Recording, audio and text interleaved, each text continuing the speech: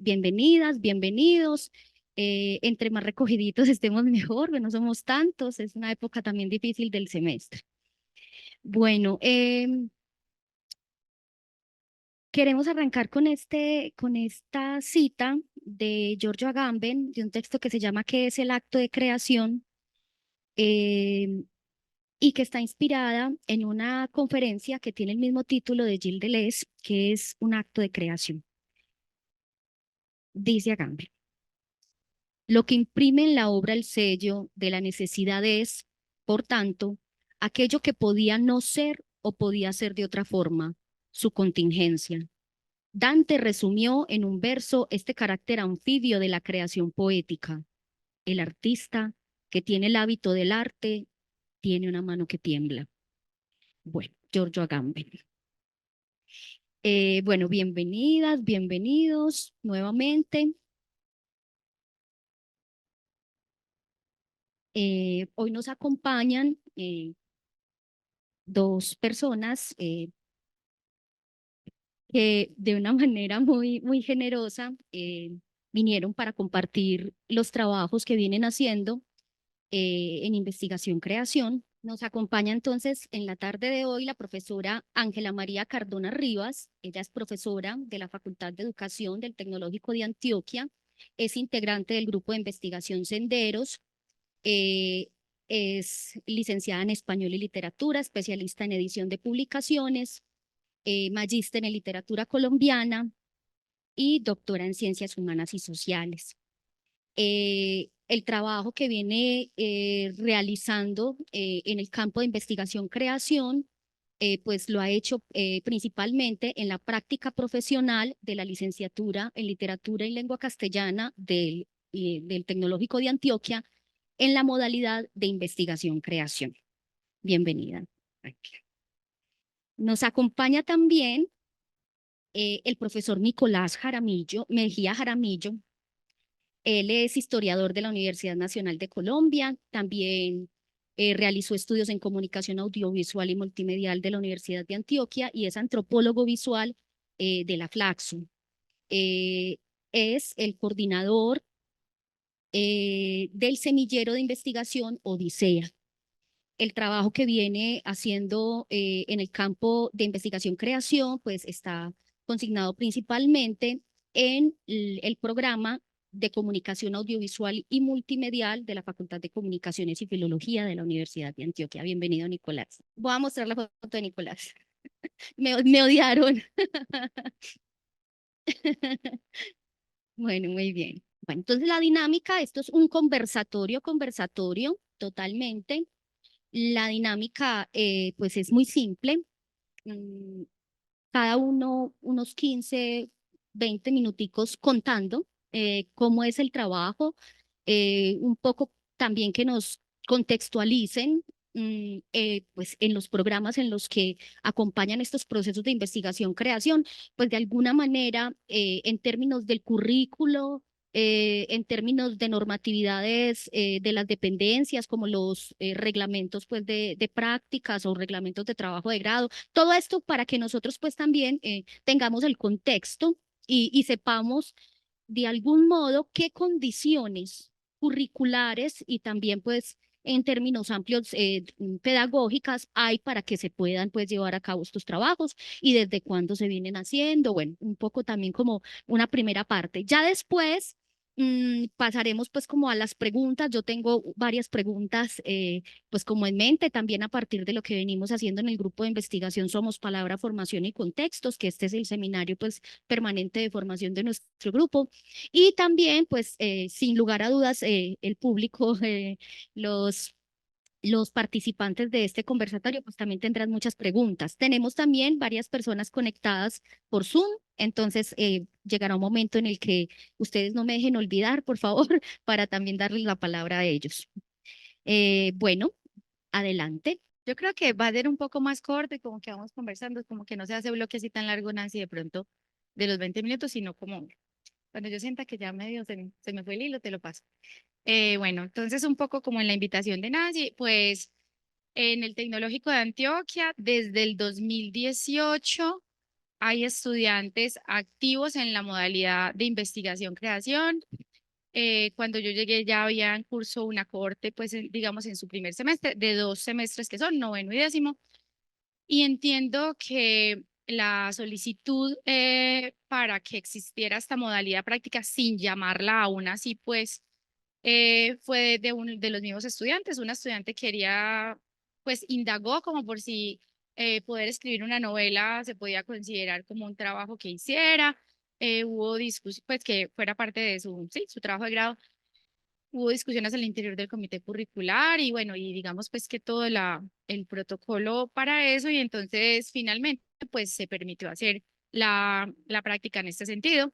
Normalmente, yo llevo entonces 5 años acompañando este proceso. Normalmente, al principio eran muy pocos estudiantes, digamos que hasta ese momento, pues podríamos pensar que obedecía como a un perfil de estudiante que se sentía pues como, sí, abocado por la creación, por lo estético, porque no solo a veces era que tuviera que ver con la literatura, pues como en el caso de la chica que hizo estas primeras indagaciones que pensaba en una novela, sino que después, si revisamos el corpus que se ha producido en estos 5 años, pues vemos que hay diferentes artes y diferentes inquietudes artísticas y estéticas que han tenido lugar en el marco del proceso de creación.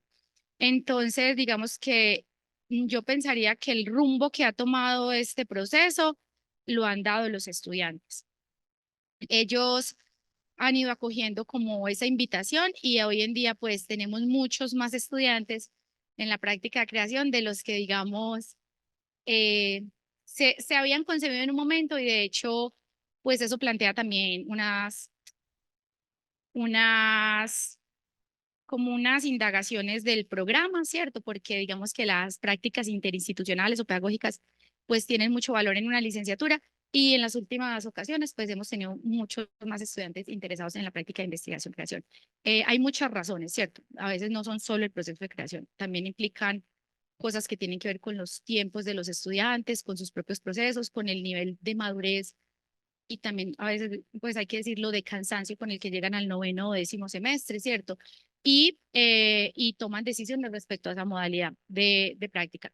Pero en todos los casos, siempre pues terminan haciendo procesos que son como muy significativos para su vida, para su perfil profesional, porque de hecho, pues en las indagaciones que hacemos al final de los procesos, en conversatorios o a veces hemos hecho encuestas, pues ellos sí expresan que digamos, ese proceso que viene a lo largo de un año les ha permitido como reencontrarse con saberes, con prácticas, con talentos que tenían y habían abandonado, descubrir nuevos, y de alguna manera pues también los invita a ejercer su profesión de nuevas formas, ¿cierto? También asociadas a la multimodalidad, a todas las posibilidades pues que ofrece hoy el mundo de lo digital para comunicarse, para producir contenidos, para consumir contenidos.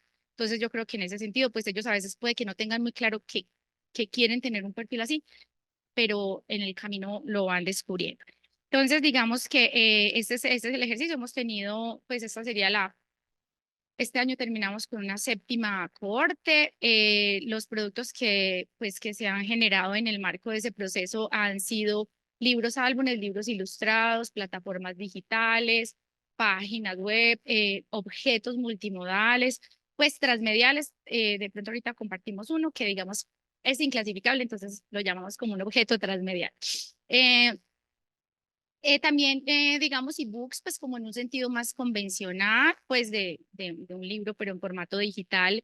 Eh, Ahora, digamos que la orientación hacia que los productos tengan un valor estético, pues ha sido, ha sido como un interés desde el comienzo, pero lo hemos permitido, pues lo hemos podido como afianzar más, de hacerlo más declarativo desde la publicación del anexo 3 de MinCiencia, ¿cierto? Donde digamos se, se, se expresa que el objetivo pues de la creación es un objeto estético sin fin y utilidad alguna.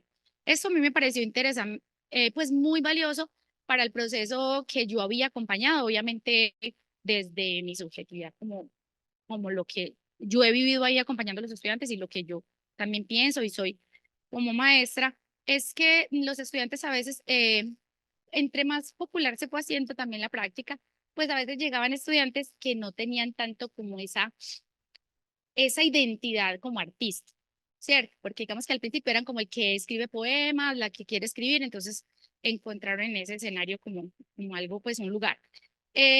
Y a veces venían mucho como con ideas en las que dominaba el interés por lo pedagógico o lo didáctico, ¿cierto? Entonces, de alguna manera, pues, pues los ejercicios y la reflexión se llevaba al hecho de que pensaran primero en un producto y no en un proceso pedagógico, no en un diseño didáctico, sino que pensaran primero el producto y después podían pues enriquecerlo desde otras miradas que tuvieran que ver con la didáctica también y la pedagogía, y eso pues siempre resultó muy interesante.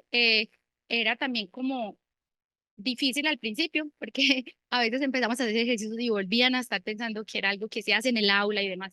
Y también la invitación era pensar que es un producto estético y que no es para el aula, es para la vida, para el consumo de muchos diferentes pues usuarios, espectadores y demás. Eh, eso me pareció interesante con respecto al anexo 3. Entonces, de alguna manera, la, la historia, pues la pequeña historia de trayectoria que llevamos, empieza un poco con una iniciativa, pues yo pienso que muy audaz o no sé qué montón de circunstancias confluyeron para que de pronto el comité curricular dijera, ay, sí, bueno, entonces dejemos que pase esto.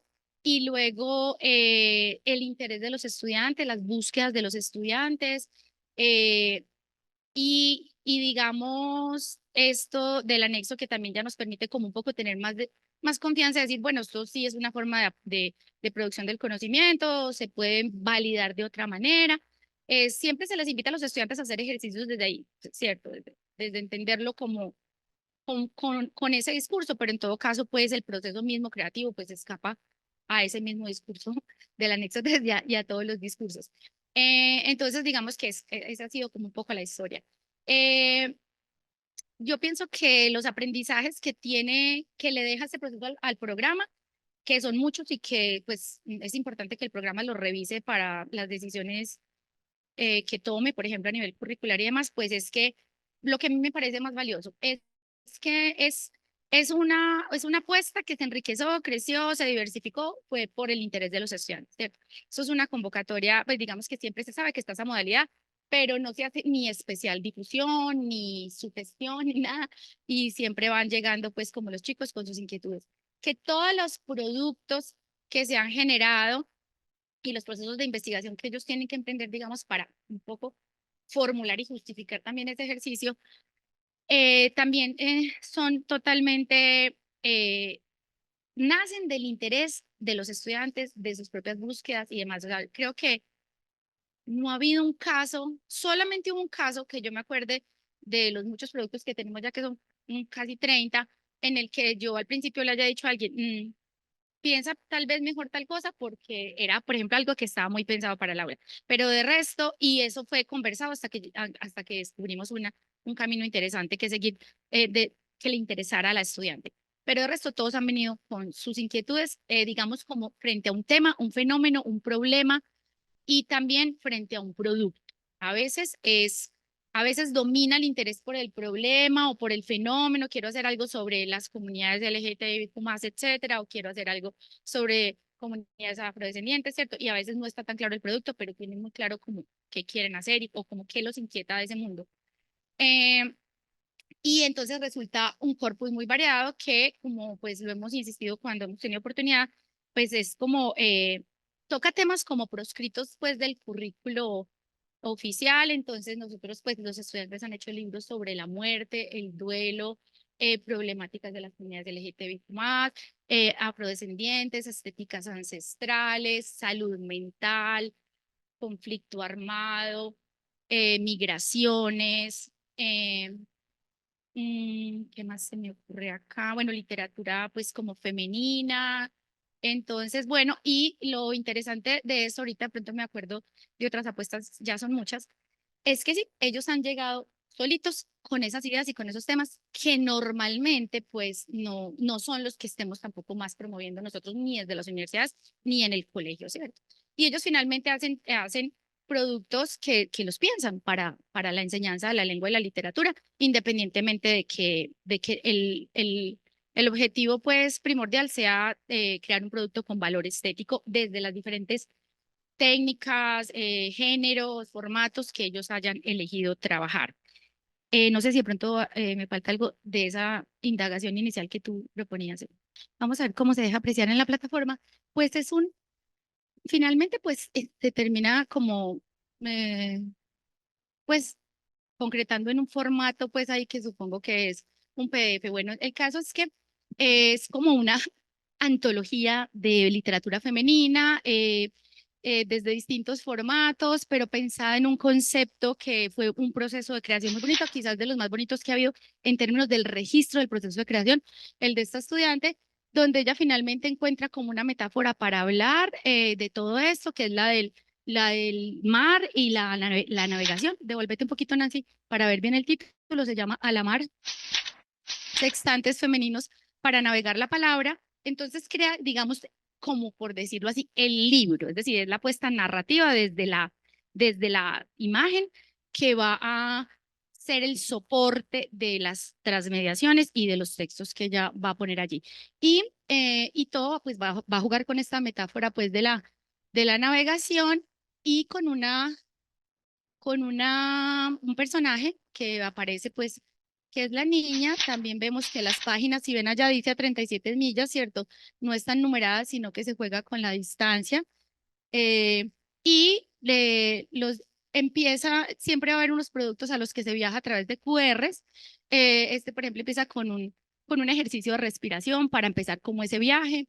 Ella también tiene sus manifiestos, pues los agradecimientos, etcétera, pues es un producto muy, muy auténtico de ella en todos los sentidos. Y finalmente, cuando ella hace el corpus de las autoras de literatura femenina que eligió, pues ella las elige y las justifica muy bien en su proyecto y digamos que entonces siempre tiene a una autora y a otra mujer, una chica que hace algún producto para transmediar esa propuesta. Entonces es como un viaje por muchas personas, obras, formatos, etcétera. Entonces, siempre con el QR vamos a viajar. Ahí están las autoras, tanto las autoras, pues digamos, de la obra matriz como las que transmedian la obra. Podemos pasar, Nancy. El personaje de la niña también se va transformando a lo largo del texto. Y allí, pues entonces, entre las distintas transmediaciones vamos a encontrar, pues, video, paisaje sonoro, cuentos como hay uno que siempre pues lo alaban mucho los que lo han visto, que es como un cuento en YouTube, como una versión contemporánea de Barba Azul en un chat de WhatsApp. Entonces tiene una serie de productos literarios con todas sus transmediaciones, otras transmediaciones también las hace ella misma y todas, digamos, quedan en el formato, pues que finalmente es el que une como metafóricamente todo, que es el del viaje.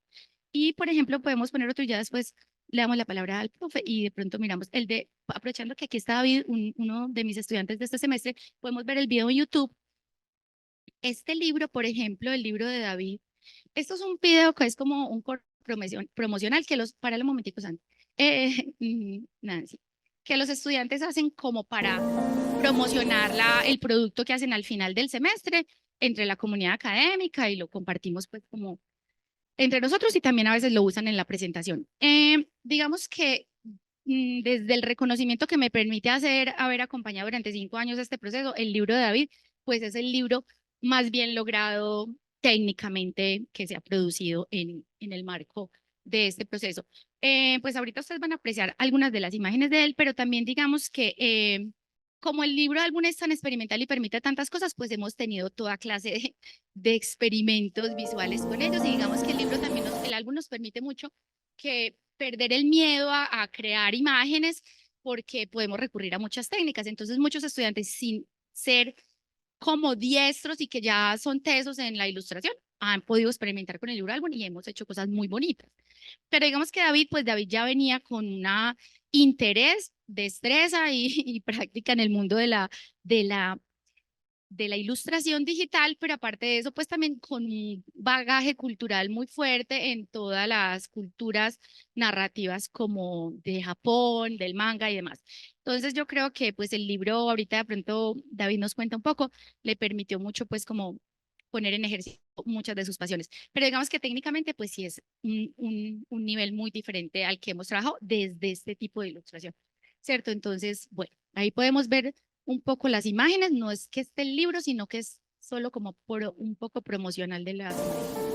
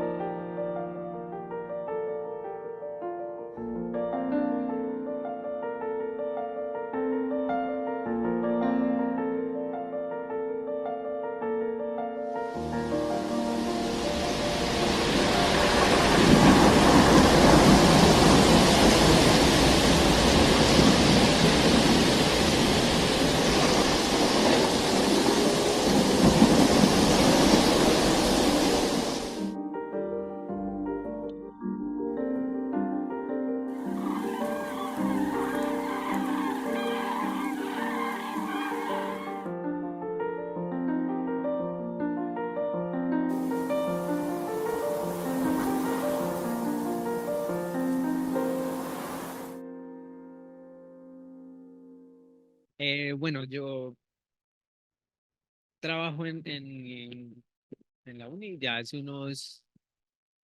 ya casi 10 años, mi Dios. Y específicamente pues como en los trabajos de grado. En este momento yo soy como el profe del curso del séptimo semestre y el octavo, que es lo que llamamos como proyecto uno, proyecto 2. Y desde hace alrededor de 15 años venimos trabajando, llamémoslo así, bajo el concepto, el paraguas de la investigación y creación. Em, pues ha sido toda una experiencia como muy enriquecedora. También pues la diversidad de proyectos es una cosa que a veces uno se empieza a preguntar como, ¿acaso es un poco abrumador, ¿cierto? Como la diversidad de cosas? Y entonces nos hemos concentrado mucho en intentar encontrar como qué los une a todos, ¿cierto? Como qué es esa cosa que une a todos los proyectos, sean de fotografía, sean de documental, sean libro álbum también, sean de instalaciones, la cantidad de proyectos tan diversos. Y bueno, hemos intentado como es, encontrar ese común denominador. El, en términos generales, los trabajos de grado pues, son el último escenario del pregrado de comunicación audiovisual y multimedial. Y, y en él pueden suceder varias cosas, pueden suceder prácticas, pueden suceder proyectos de investigación, creación, pueden suceder proyectos como monográficos, se lo pueden llamar así. Eh, y digamos que los proyectos de investigación, creación son los más usuales, ¿cierto? Son los que más lo eligen. La discusión de la investigación, creación es como, uno podría decir que es transversal a todo el pregrado, sin embargo no hay una línea, ¿cierto? El pregrado de comunicación audiovisual y multimedia funciona por módulos, cada módulo es distinto, cada módulo tiene sus particularidades, el primero por ejemplo es de foto, el segundo es de sonido, el tercero es de documental, el cuarto de ficción y así sucesivamente. Eh, y los estudiantes llegan al séptimo semestre pues teniendo unas características muy particulares. En el pregrado funciona mucho el trabajo en equipo. Entonces, desde el segundo semestre ya son equipos de 3, 4, 5, 6 personas. Llegan incluso en el quinto semestre a tener equipos de hasta 30 personas, porque como las cortes son muy grandes. Entonces son trabajos muy en equipo y cuando llegan a los trabajos de grado, pues una particularidad es que cada uno tiene que gestionar su propio proyecto. Entonces ahí, digamos, como un cambio importante. Desde la pandemia, que nos vemos pues enfrentados a este asunto de la virtualidad, pues fue un reto muy grande, realmente fue un reto para nosotros gigantesco, y decidimos como darle un revolcón a todo. Entonces, claro, nosotros estamos como en el marco de la investigación formativa y la investigación formativa pues tiende a la investigación académica o científica y en ese sentido pues hay digamos como algunas estructuras bastante formales, por ejemplo la figura de un asesor, la entrega de un escrito, la sustentación o defensa, ¿cierto? Son como prácticas muy usuales y nosotros decidimos lanzarle un poco de roca a todo y realmente como transformarlas las dinámicas, las didácticas, en general, como la apuesta pedagógica, intentamos transformarla y estamos desarrollando, todavía la estamos desarrollando, pero a partir del 2020 estuvimos como trabajando en algo que llamamos como los laboratorios digitales de investigación y creación y empezó en pandemia, ¿es cierto? Entonces eran laboratorios digitales, realmente digitales. Cogimos la figura del asesor y, por ejemplo, no sé qué tan adecuado sea decir esto aquí y se va a quedar grabado, pero, por ejemplo, le quitamos la nota. El asesor no pone nota en nuestro proceso, le quitamos esta relación que a mí me parece siempre muy compleja de un asesor y un estudiante. Esa relación es unidireccional porque entendíamos, y como lo vemos, los proyectos de investigación y creación naturalmente son diversos en sí mismos. O sea, una persona no puede resolver las necesidades de un solo proyecto porque son necesidades muy diversas. Hay necesidades temáticas, hay necesidades creativas, hay asuntos de exploración gráfica, de escritura de la historia, de, no sé, formatos, o sea, son los proyectos de investigación y creación, como todo proyecto de investigación en general, pero particularmente por tener procesos creativos, pues son muy diversos. Y nos dimos cuenta mucho de eso porque, claro, uno contrataba a un asesor que era, digamos, un profe muy teso, muy campeón, con todos las credenciales, pero en un área. Y cuando el estudiante le preguntaba por otra cosa, el profe era como, no, ni idea. Entonces, como yo no sé de eso, vaya, busca otra parte. Entonces pensamos como, bueno, ¿qué tal si rompemos un poco eso y creamos una suerte de ecosistema de laboratorio en donde un estudiante pueda ir a muchos? ¿Qué tal si tenemos 20, en este momento, por ejemplo, tenemos 22 profes que acompañan los laboratorios y los estudiantes pueden ir a 22 escenarios distintos, ¿cierto? De escritura, de esto, de aquello. De una manera muy abierta. Sí, en ese sentido hemos tenido muchas luchas con la administración en veces, porque claro, es cuestionable. Justo la coordinadora de pregrado antier o algo así me decía como, pero ¿cómo es posible que un profe de unas cuantas asesorías y ya sea un asesor de trabajo de grado? Y era como, pues sí, a un estudiante le da unas cuantas, pero a otro le da otras cuantas y a otro le da otras cuantas, ¿cierto? Entonces, también ha sido complejo intentar salirnos de los esquemas académicos. Hemos tenido mucha suerte, ¿no? Realmente hemos tenido mucha suerte porque la profe Ana Victoria, que es como ahorita la coordinadora de los trabajos de grado, en plena pandemia era coordinadora del pregrado y yo era coordinador de los trabajos de grado, entonces como que tuvimos cierto margen.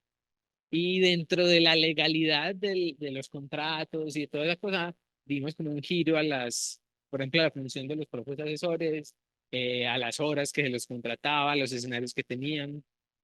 Y bueno, realmente fuimos afortunados de poder movernos, porque realmente digamos, ha suscitado, sí, contradicciones importantes. Hay un ejemplo bien claro y suele suceder con nuestros profes vinculados o profes que están en grupos de investigación. Es muy complicado porque es usual que un profe de un grupo de investigación diga, yo voy a hacer el asesor de estos trabajos de grado, ¿cierto? Y se integra al proyecto de investigación y bueno, muchas cosas y un poco se quitó eso, ¿cierto? Se quitó como esa suerte de propiedad sobre los proyectos. Entonces, realmente hemos tenido algunos asuntos complejos por ese lado. Entonces, esos laboratorios digitales de investigación y creación en pandemia funcionaron completamente digitales y ahorita también fue otro reto muy grande, cómo articular la presencialidad. Entonces, en este momento funcionamos de manera híbrida. Por ejemplo, este semestre ha sido muy retador porque hemos tenido 27 estudiantes y, por ejemplo, la sala de sistemas tenía 20 minutos. Entonces era como, bueno, hay gente que se está conectando desde la casa. Es un ejercicio, pues, igual como de acomodarnos a las dinámicas. En términos como muy concretos, el proceso definitivamente como que se ha enmarcado, aunque pues yo creo que ninguno de nuestros profes de la facultad y el pregrado en particular, como vienen de los escenarios de educación, ¿sí? Para nosotros siempre ha sido pues como un reto intentar explorar, intentar entender la didáctica, la pedagogía y asumir de una manera distinta la investigación, pero como qué entendemos por investigación, cuáles son esas formas de llegar al desarrollo de proyectos de investigación y creación, cómo se construyen esos proyectos de investigación y creación. Y dos puntos como bien claves serían, el primero, que el conflicto nuestro no es ni con el formato, ni con la teoría, ni con el lenguaje académico. sea, ese no es como la pelea que damos nosotros, porque suele sucederse que en los ámbitos artísticos es como, no, pero yo cómo voy a hacer una metodología, o yo cómo voy a hacer un marco teórico, eso no sirve para nada, para la creación. Y pues sí sirve y lo articulamos de una manera pues como muy natural. Nosotros tenemos, además de los laboratorios, un taller central en donde vamos diseñando el proyecto paso a paso, ¿cierto? Vamos construyendo como los objetivos, el planteamiento, la metodología, el estado del arte, el mapa teórico. Y son procesos paralelos y simultáneos con los procesos creativos. Y en ese sentido, como no nos preocupa mucho aunque los estudiantes siempre nos sorprenden con eso, pero como con la calidad de las producciones. Para mí eso es bien clave, que realmente son en los procesos de los estudiantes donde se rompen las barreras, que uno dice como, por ejemplo, en el pregrado no existe ninguna clase concreta sobre animación. Y tenemos una línea de proyectos de animación, 10 proyectos de animación, que por ejemplo la última se ganó el premio estudiantil en los Oscars. Digamos, como, pero ¿y cómo? O sea, como nunca tuviste ese escenario que te alimentara eso. En el pregrado, en los trabajos de grado, intentamos siempre pensar en los laboratorios como bajo las necesidades de los proyectos. Pero entonces, ahí encontramos un enriquecimiento muy grande del proceso formativo. Porque claro, si tú vas a hacer una videoinstalación o un libro álbum, en el pregrado no hay profes que hagan libro álbum, ¿cierto? Como eso no hay, porque es un pregrado con un enfoque muy distinto. Pero nosotros entonces buscamos, en la universidad o en la ciudad hay un profe que haga eso y que tenga experticia en eso. Tenemos, por ejemplo, un laboratorio de narrativas gráficas. Claro, los estudiantes son como, "Wow, ¿cómo es eso? ¿Cómo es que sí se puede una compañía?" Y el punto central es que no nos preocupamos por las piezas, porque siempre hacen unas piezas maravillosas, sino que nos preocupamos por el proceso de crear conocimiento a través de la creación. Y por eso no nos peleamos con el formato académico, porque definitivamente el formato de investigación y los procedimientos de la investigación, pues son digamos, el núcleo de la construcción del nuevo conocimiento, pero sí entendemos que hay que diversificarlo. Entonces nosotros no reemplazamos, por ejemplo, una pieza por un texto escrito, como que convive. En ese sentido nosotros manejamos como 5 entregas. Manejamos una hoja de ruta, que es el texto escrito, manejamos una memoria audiovisual, que es la expresión audiovisual del proyecto, manejamos las piezas, que llamamos como los productos viables o las piezas viables, manejamos bitácoras, son esenciales para nosotros la capacidad de eh, construir como un universo de documentos, de recursos para compartirlos y manejamos una autoevaluación. Para nosotros el ejercicio de evaluarnos constantemente es bien clave porque en ese sentido también ha sido como nuestro gran conflicto con la administración en la universidad y es que nuestro sistema está pensado para los usuarios. Pues los usuarios son los estudiantes. Y para uno ajustarse a las necesidades de los usuarios, pues tiene que estar como muy ágilmente acomodándose. Y sabemos que la universidad quizás no es como la más ágil en procedimientos de contratación, en búsqueda de otros escenarios, de otros espacios. Y hemos tenido la fortuna de tener la autonomía de poder evaluarnos constantemente para enriquecer la experiencia de nuestros usuarios, porque son los estudiantes. Y lo otro que es como muy fundamental es que siempre queremos que el proceso y las piezas y en general, pues como todo el desarrollo de los procesos creativos, no se quede como adentro, ¿cierto? Como solo entre nosotros, que también lo hacemos nosotros, hacemos un ejercicio muy importante de como evaluación de pares. Nosotros no tenemos notas, ¿cierto? Entonces, como yo no le digo, usted, no, eso no está bueno. No, sino que hacemos unos ejercicios de evaluación de pares donde se construye entre el grupo de estudiantes también una suerte de estándares, de niveles a donde se llegan las piezas. Y también es fundamental poderlo compartir, sea con los proyectos, por ejemplo, que son como muy comunitarios, pues que se comparta con las comunidades. Y los proyectos que quizás son como muy personales, que se abran otros escenarios estuvimos en el APACOM, estuvimos como en varios escenarios distintos de los que manejamos nosotros, que también tenemos pues como nuestra socialización. Y eso es clave, ¿cierto? Que los proyectos puedan comunicarse, puedan generar un público, puedan generar una audiencia, puedan crearse también como perfiles el proyecto mismo como que alimenta el perfil del estudiante, ¿no? Me parece como muy clave. Entonces es como el contexto general. Ahorita estamos eh, luchando un poco con la posibilidad de mantenerlos, porque definitivamente pues sí hay una presión clave, por decir, el asunto de los asesores, el asunto de... esto me parece muy extraño, pero, por ejemplo, nuestros estudiantes cuando terminan, entregan a la biblioteca, dice asesores. Pero entonces, si los acompañaron cinco personas están ahí. Pero eso es muy complejo porque en la mayoría de escenarios de investigación, pues eso no es, ¿cierto? Hay un asesor de tesis y eso es lo, bueno, o dos, ¿cierto? Eso es como bien clave. Y el profe, pues tiene su reconocimiento, y bueno, eso ha sido complicado, ¿cierto? Como que ha sido una fibra sensible que tocamos y en este momento, por ejemplo, en el comité de carrera hemos tenido muchos ides y vueltas con eso, como, pero reconozcamos que la figura del asesor puede ser distinta, ¿cierto? Que puede apelar a otras cosas, que puede tener otra interlocución distinta con el estudiante. Nos basamos mucho, siempre le decimos a los profes, no sabemos esto qué es, pero sabemos que no es una clase, ¿cierto? Sabemos que no es un asunto de contenidos, no es un asunto de que usted esté ahí y entregue contenidos, es un asunto incluso muy informal, como de compinchería.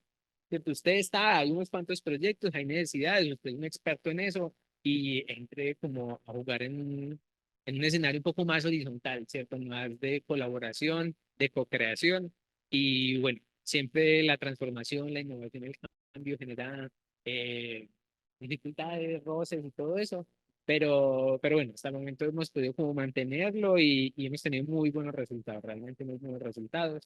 Eh, al nivel pues como nuestro de facultad, por ejemplo, el semestre pasado estábamos presentando a las convocatorias del CODI, toda la financiación de trabajos de grado, y son cuatro proyectos que pasan por pregrado y por razones de la vida los otros pregrados no entregaron lo suficiente y los nuestros pues, tenían como los puntajes lo suficientemente altos. Tuvimos como un acompañamiento a 8 proyectos. También tuvimos el Otto de Graves, ¿cierto? Hemos tenido como varios escenarios que nos respaldan al menos. Entonces, cuando recibimos como la presión, es como, pues, están los resultados, ¿cierto? Hay resultados importantes. Y bueno, ese es como el contexto general. Quizás para puntualizar la discusión, sí creo que es clave entender que la construcción de conocimientos, proyectos de investigación, creación, pues necesariamente es distinta, diversa a las formas pues más establecidas. Entendemos que, por ejemplo, un artículo académico no soporta la densidad de los datos que tenemos. Tenemos datos sonoros, datos visuales, datos de experiencia. Es como, ¿por qué tenemos que reducir a un texto de eso? Más bien explotemos el texto, ¿cierto? Que el texto también exista, pero que haya otras cosas que lo acompañen. Entonces, bueno, ese es un poquito el contexto y la discusión que tenemos ahora. Bueno, muy interesante, mucho, mucho. Eh, Tengo como algunas preguntas, enseguida pues también seguramente pues nuestros participantes también las tienen. No sé si de pronto... ¿sí? Es que nosotros trabajamos con documentos digitales interactivos. Entonces, este es un documento, si quieres vas bajando. Lo primero, un comentario sobre esa portada. Eh, Ahí ven quizás como el nivel de informalidad de nuestro proceso. O sea, es como que los estudiantes llegan y nos ponemos a hacer nuestras tareas y pues van poniendo memes, van poniendo cosas, van construyendo las cosas. Pero la realidad, la función de esto es que esto es un tablero digital, interactivo y colaborativo. ¿Sí?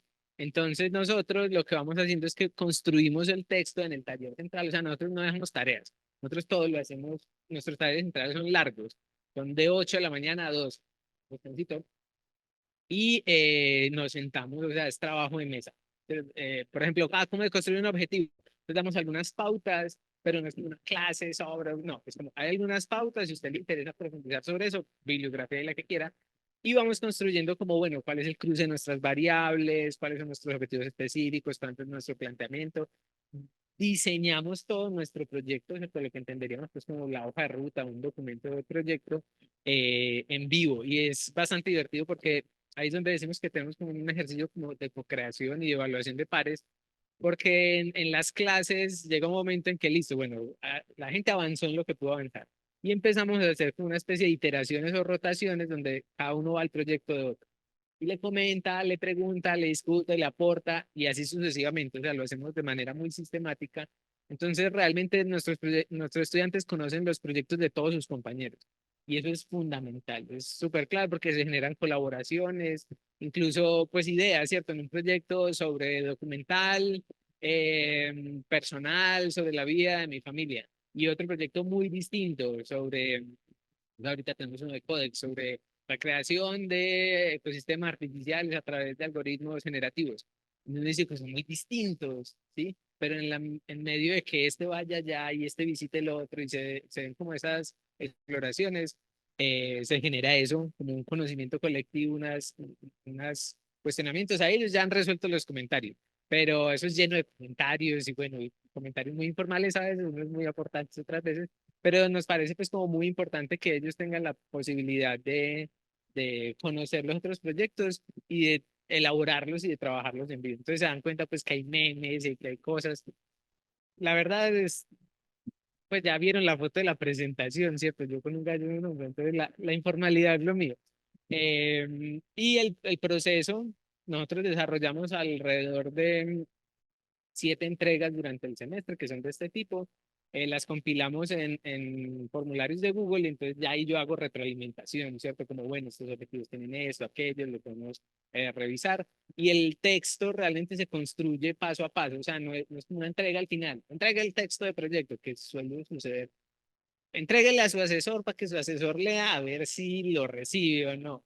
Y no, la idea no es esa, ¿cierto? La idea es que el proyecto se vaya construyendo y se retroalimente constantemente entre el mismo grupo de estudiantes y que los proyectos vayan a los laboratorios por la especificidad de los proyectos y de las búsquedas y que vuelvan al taller central con esas dudas para enriquecer el proyecto. Entonces, ese es el documento, uno de los ejemplos pues, de documento.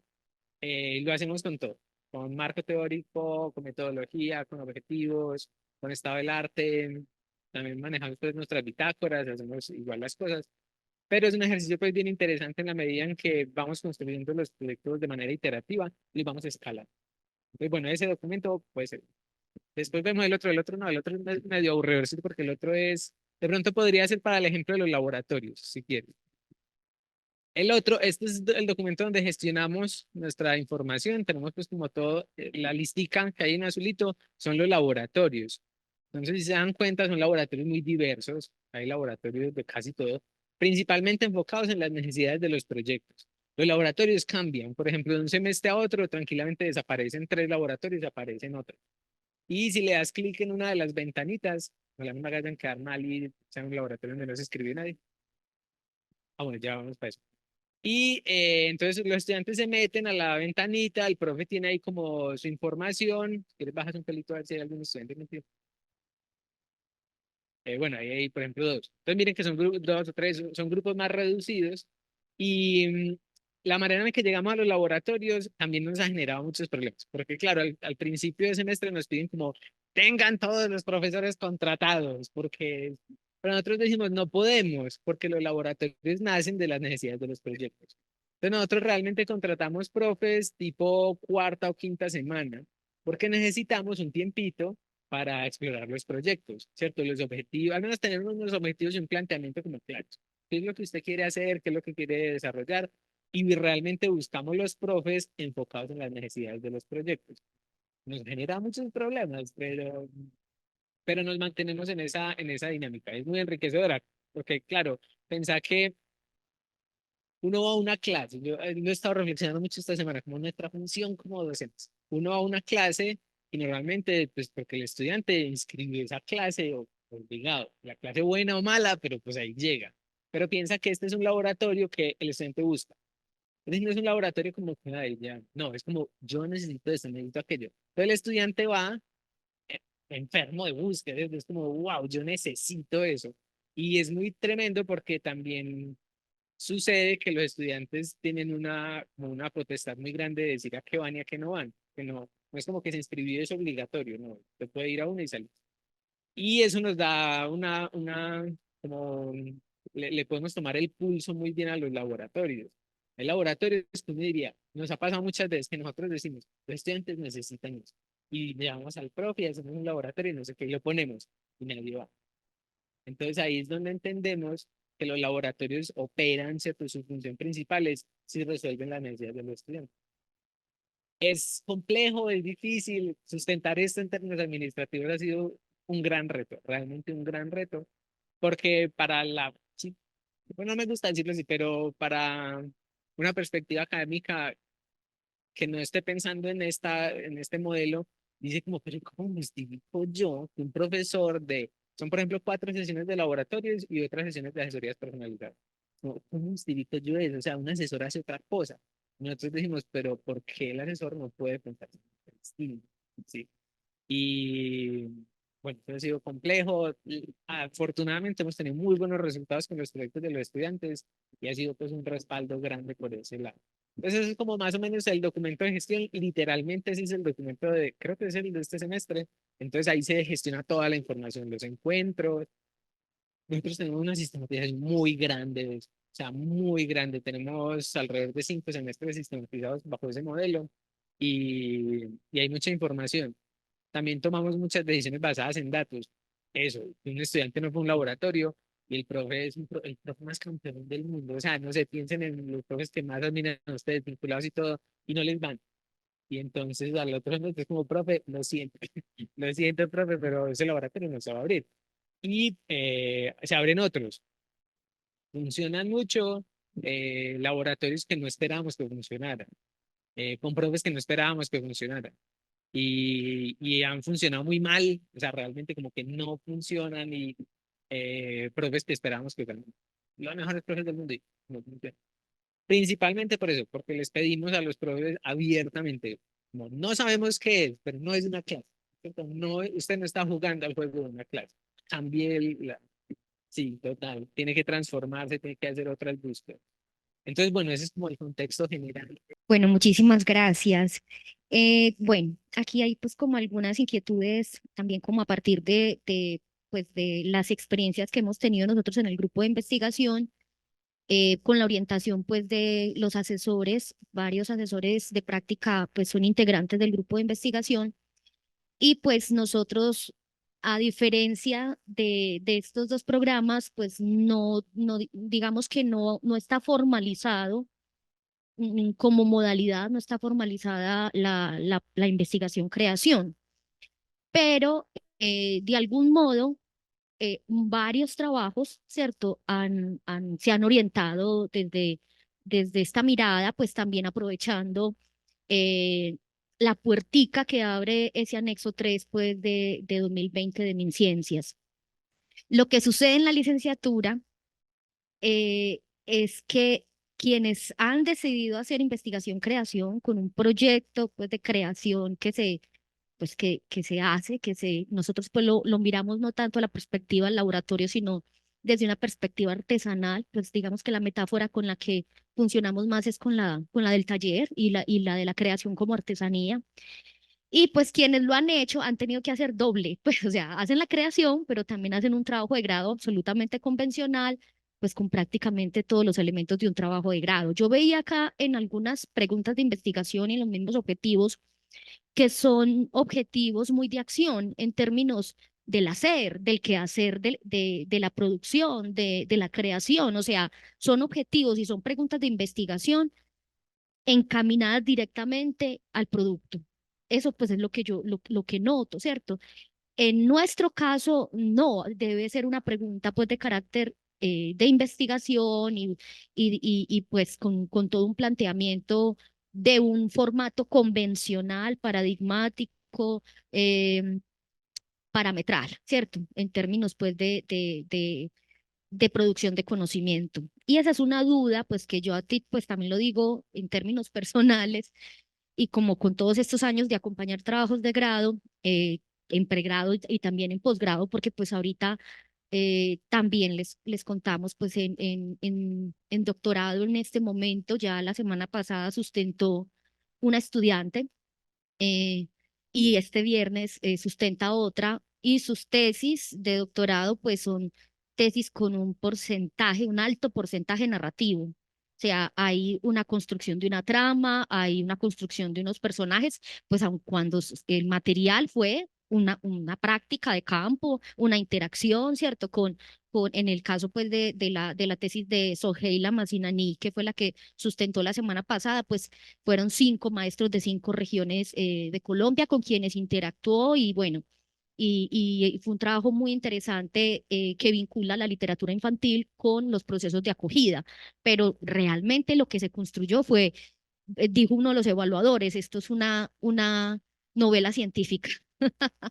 Pero entonces hubo que hacer todo el otro proceso. Es como los estudiantes terminan muy felices, pero con un agotamiento gigante, uno como asesor también, pues desgastadísimo, porque es como hacer 2 trabajos de grado. Y esa es la pregunta que tengo, a propósito también pues de una pregunta que se hace en MinCiencias en ese anexo 3 y que pues yo personalmente considero que se lava las manos con la pregunta, o sea, la hace pero no resuelve nada si es primero la pregunta o primero la creación, si uno diseña, si es posible diseñar una creación y creo que por eso es que eh, este evento, esta conversación muy informal se llama así, la mano que tiembla, porque pues la pregunta es si acaso uno puede tener la idea acá, ¿cierto? Pum, tengo el proyecto y le doy control P y se imprime, ¿cierto? O si en la creación ahí está todo ese bache oscuro de la creación que no se controla, ¿cierto? Y no estoy tampoco diciendo que es que venga una musa, lo posee a uno y entonces ella lo hace por uno, pero hay toda esta posibilidad de la contingencia, que es lo que realmente hace que esto tenga un valor estético, que no sea simple y llanamente un diseño, y pues también lo conversábamos en algún momento, Ángela, ahí hay mucha incidencia del campo del diseño y de la arquitectura en ese documento, como de pensar que yo hago una maqueta y después lo que hago es simple y llanamente pues hacer la construcción a partir de la maqueta. En el caso de nosotros, que son trabajos muchos, también yo diría en algunos casos inclasificables, esa es otra pregunta que tengo, ¿qué se hace con eso inclasificable? Em, y que no queremos tampoco darle, pues, como pasarlo, como diría Eduardo Galeano, por la aduana de los géneros. En estas producciones, pues, realmente uno no, el artista o el creador o el artesano no sabe finalmente qué va a producir, ¿cierto? Mm, Tiene una idea, pues tiene incluso un mapa, pero en la creación hay un componente que no se controla también. Entonces, ¿qué papel cumple ahí el proyecto? Si acaso se evalúa el proyecto en términos de trazabilidad, pues que es una lógica eh, eh, con toda esta tecnociencia, pues también tan atravesada por los discursos de calidad y todo este asunto, pues casi que dicen, no, es que se evalúa en función de los objetivos y si el objetivo no se cumplió, entonces el producto no es bien evaluado y esto es una cosa pues absolutamente absurda en el campo de la creación, ¿cierto? Porque el desvío, el desvarío, el que precisamente algo contingente, como lo es el acontecimiento, pues que es nuclear en un proceso de creación, pues hace que el camino se desvíe, que se tome otro rumbo. Entonces, alcanzo a notarlo también, pues como en lo que nos comparte Nicolás, que hay mucha flexibilidad, se han dado luchas y pues también ha sido pues un esfuerzo grande por encarnar el concepto, o más que concepto, el principio de flexibilidad en aras precisamente de respetar ese proceso creativo, ¿cierto? Y las dinámicas propias del proceso creativo. Pero pues sí quisiera como que nos contaran un poquito más qué papel cumple allí el proyecto, es que es primero, si el huevo o la gallina o el gallo, o que es primero, si es la pregunta, o si tal vez uno lo que tiene es una intuición y se vale también un proyecto como intuición, ¿cierto? Eh, y bueno, esa es pues una preguntota. Y lo otro es también de la mano de esto, cómo se evalúan, porque pues entendemos que los procesos de evaluación, tú mencionabas proceso entre pares, pues nos parece fundamental entendiendo la evaluación como una práctica dialógica, ¿cierto? De alguien que puede en verdad, porque tiene el conocimiento, porque tiene la práctica, contribuir a que se enriquezca eso que se hizo, ¿cierto? La evaluación, no tenemos ningún problema con la evaluación. La pregunta es, ¿cómo se evalúa? Y si hay unos formatos, o sea, yo creo que hablando pues también de lo teso que a veces se convierte y de lo pesado que es, tedioso que se convierte el asunto administrativo en la universidad, lo podemos decir aquí, nadie se va a dar cuenta. Está el tema de los formatos, ¿cierto? Y que hay unas rúbricas y que eso pasa por unos reglamentos, pasa por unos comités. Se evalúa igual un trabajo de investigación, creación que un trabajo convencional, ¿cierto? De carácter etnográfico, qué sé yo, una investigación convencional. O sea, se usan los mismos formatos, se usan las mismas rúbricas, ¿cómo se evalúa? Bueno, esas son como las dos primeras como preguntas, o más que preguntas, como problemas que les quiero plantear, lo que sé quien quiera. Bueno, hay un asunto que es bien clave y lo vivimos mucho en muchos escenarios académicos y es, bueno, se llama investigación, creación, pero también la han nombrado en muchas formas, ¿cierto? Es como investigar para crear, investigación basada en artes, investigación basada en la práctica, investigación desde la creación, crear desde la investigación. Y nosotros asumimos el asunto de la investigación-creación, ¿sí? Y ahí nos damos cuenta y reconocemos que es que la creación no es una cosa separada de la investigación. Hay una frase de Nietzsche que a mí me gusta mucho en relación a la historia y él dice como todo acto histórico, como escritura de la historia, es en simultáneo un acto creativo. O sea, no se pueden separar, son exactamente lo mismo. Simplemente que quizás tenemos una noción de la creación que principalmente desde la creación. Yo vengo también mucho de la antropología visual y desde la antropología esa duda no existe tanto y es la duda como de la obra como una cosa separada, ¿cierto? Muy maravillosa, que quizás es hasta mística. Y, y cuando uno se da cuenta, crear una cosa, esto lo discutimos muchísimo, la creación no está en el bolsillo de las artes, ¿cierto? La creación no es una práctica exclusivamente artística. Hay otras formas de creación que no buscan ni siquiera una experiencia estética. O sea, no, ni siquiera eso. Buscan formas, por ejemplo, de comunicar. En la comunicación audiovisual eso es clave, no es como vos tienes que hacer cine arte. No, vos puedes hacer otras piezas de valor comunicativo, de valor investigativo, de valor desde la indagación, desde la representación, que no tienen exclusivamente el valor estético o artístico, ¿cierto? Entonces, en esa medida, cuando uno entiende que la creación no vive exclusivamente por su valor artístico, que también, que sí, muchos de nuestros proyectos están en galerías, en escenarios artísticos, muchos de nuestros estudiantes se asumen como artistas, pero esos son puntos concretos, ¿cierto? Como búsquedas específicas de la creación.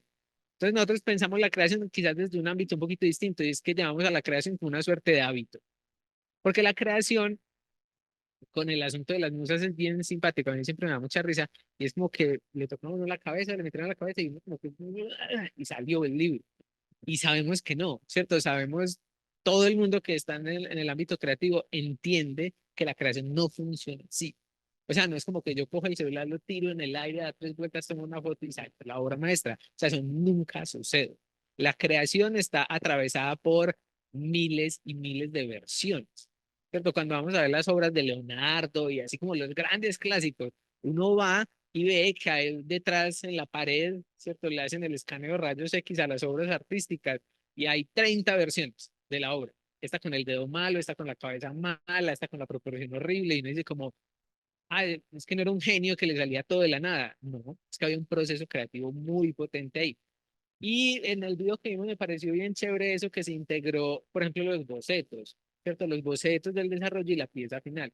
Nosotros hacemos eso mucho con las memorias y con las bitácoras, porque entendemos que la creación, al ser proceso, genera datos.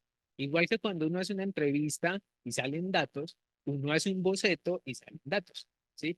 Entonces nos hemos dado la pelea de entender los datos creativos en el mismo nivel de lo que llamaríamos unos datos de análisis o de investigación.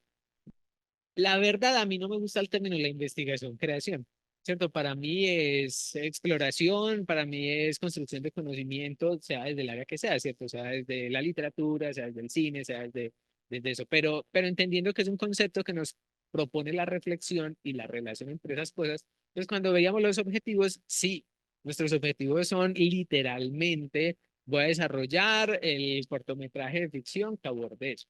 Nosotros proponemos mucho eso desde el cruce de variables. Intentamos siempre que nuestros proyectos no hagan una separación entre la pieza y llamémoslo el tema, ¿cierto? O el contenido, forma y contenido. Están todas esas discusiones, ¿cierto? Y como esos asuntos binarios de forma, contenido y tema y creación, sino que haya un cruce, ¿cierto? Porque cuando planteamos el cruce desde los proyectos de investigación-creación nos damos cuenta que realmente hay posibilidades desde la misma obra de conocer cosas. Hay un ejemplo que a mí me gusta mucho y es como, bueno, voy a hacer una entrevista y la hacemos así y ahí salen un tipo de datos. Pero si le ponemos un micrófono, sale como otra capa de datos. Y si le ponemos una cámara, es como otra capa de datos. Todos son datos, ¿cierto? Y todos los podemos tratar desde las teorías, desde las metodologías, desde los objetivos, desde los planteamientos. Entonces, en ese sentido, no hay como que una sea una cosa como rara, oscura o como difícil, sino que es exactamente lo mismo, ¿cierto? Son procesos creativos en donde se van construyendo poco a poco. Y en esa medida los entendemos, digamos, desde ese mismo calibre. Cuando pensamos en los proyectos, pensamos en la creación como que pueden haber tres niveles en general. La creación como objeto de investigación, y ahí están, por eso están en los objetivos, ¿cierto? Porque cuando yo entiendo que la creación está en mi objetivo, la creación misma es un objeto y yo mismo me tengo que analizar, ¿cierto? Yo mismo tengo que analizar mi proceso creativo en términos interpretativos, en términos argumentativos, en términos de escritura. El proceso creativo como tal se vuelve objeto de investigación. La creación también puede ser metodología, ¿cierto? Herramienta. Hablamos de, por ejemplo, hay una peli muy bella que se llama Chile, la memoria obstinada. No sé si la conoces, de Patricio Guzmán.